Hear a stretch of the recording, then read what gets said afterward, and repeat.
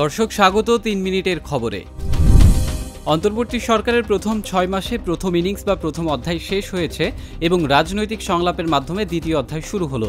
শনিবার জাতীয় ঐক্যমত্য কমিশনের সঙ্গে রাজনৈতিক দলগুলোর বৈঠকে এই মন্তব্য করেন ঐক্যমত্য কমিশনের প্রধান ও বাংলাদেশ সরকারের প্রধান উপদেষ্টা অধ্যাপক মোহাম্মদ ইউনুস। এদিনের বৈঠকে আসরের নামাজের বিরতি চলাকালে প্রধান উপদেষ্টার এই বক্তব্যের কথা সাংবাদিকদের জানান তার প্রেস সচিব শফিকুল আলম। এ প্রসঙ্গে তিনি বলেন, আজ একটি ঐতিহাসিক দিন। জাতীয় ঐক্যমত্য কমিশনের সঙ্গে রাজনৈতিক দলের এই সংলাপকে প্রস্তুতিমূলক সভা হিসেবে বিবেচনা করা হচ্ছে। ডক্টর ইউনুসের নেতৃত্বে অনুষ্ঠিত ঐক্যমত্য কমিশনের এই বৈঠকে 26টি দল ও জোটের প্রায় 100 জন রাজনৈতিক অংশ নেন।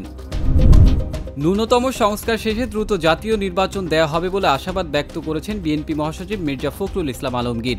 খুব দ্রুত এই সংস্কারের বিষয়ে ন্যূনতম যে ঐক্যমত্য তৈরি হবে সেটার উপর ভিত্তি করে অতি দ্রুত জাতীয় নির্বাচন অনুষ্ঠিত হবে বলে প্রত্যাশা করেন এই নেতা। ফরেন সার্ভিস একাডেমিতে জাতীয় ঐক্যমত্য কমিশনের বৈঠক শেষে তিনি সাংবাদিকদের একথা বলেন। স্থানীয় সরকার নির্বাচনের আগে যে জাতীয় নির্বাচন হতে হবে পরিষ্কারভাবে তাদের অবস্থান তুলে ধরেছেন বলেও জানান বিএনপি মহাসচিব। ঐক্যমত্য কমিশনের বৈঠক প্রসঙ্গে তিনি বলেন, এটি ছিল মূলত পরিচিতিমূলক। সেখানে বিভিন্ন রাজনৈতিক দল তাদের নিজস্ব মতামত উপস্থাপন করেছে, তবে এখন পর্যন্ত কোনো কার্যকর ও গঠনমূলক আলোচনা হয়নি।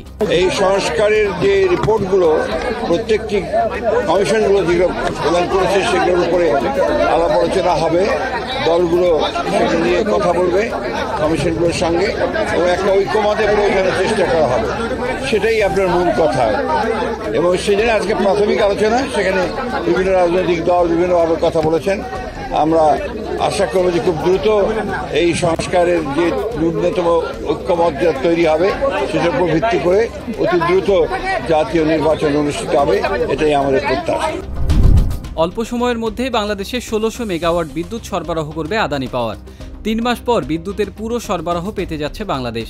বিদ্যুতের দামে বাংলাদেশ যে ছাড় এবং কর সুবিধা চেয়েছিল তা দিতে রাজি হয়নি আদানি।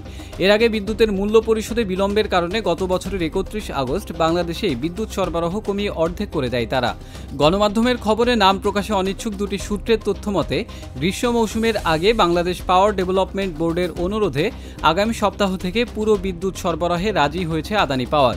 ঝাড়খণ্ডে অবস্থিত আদানি পাওয়ারের এই কেন্দ্র থেকে কেবল বাংলাদেশেই বিদ্যুৎ সরবরাহ করা হয়।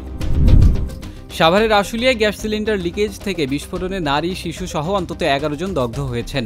এদের মধ্যে 5 জনের অবস্থা আশঙ্কাজনক। প্রত্যক্ষদর্শীরা জানান, পিঠা বানানোর সময় হঠাৎ গ্যাস বিস্ফোরণ হয়ে আগুন ধরে যায়। এতে শিশু ও নারী সহ মোট 11 জন দগ্ধ হয়। শুক্রবার রাত 10টার দিকে আশুলিয়ার গোমাইল এলাকার আমজাদ ব্যাপারীর বাড়িতে এই ঘটনা ঘটে। প্রথমে দগ্ধদের উদ্ধার করে স্থানীয় একটি হাসপাতালে নেওয়া হলে পরে সেখান থেকে উন্নত চিকিৎসার জন্য ন্যাশনাল বার্ন ইনস্টিটিউটে ভর্তি করা হয়। সেখানকার কর্তব্যরত চিকিৎসক জানান, দগ্ধের পরিমাণ বেশি থাকায় 5 জনের অবস্থা আশঙ্কাজনক। আমি বাংলায় গান গাই খ্যাত শিল্পী প্রতুল মুখোপাধ্যায় মারা গেছেন। বার্ধক্যজনিত কারণে 1 মাসের বেশি সময় ধরে হাসপাতালে ভর্তি ছিলেন এই শিল্পী। মৃত্যুর আগে 1 সপ্তাহ আইসিইউতে চিকিৎসকদের নিবিড় পর্যবেক্ষণে ছিলেন তিনি। শনিবার সকালে কলকাতার SSKM হাসপাতালে মারা যান এই গীতিকার, সুরকার ও সঙ্গীত শিল্পী। মৃত্যুকালে তার বয়স হয়েছিল 83 বছর। 1942 সালের 25 জুন বরিশালে জন্ম হয়েছিল এই শিল্পীর। দীর্ঘদিন ধরেই হার্ট ও ফুসফুসের নানা জটিলতায় ভুগছিলেন তিনি। এতক্ষণ সঙ্গে থাকার জন্য ধন্যবাদ।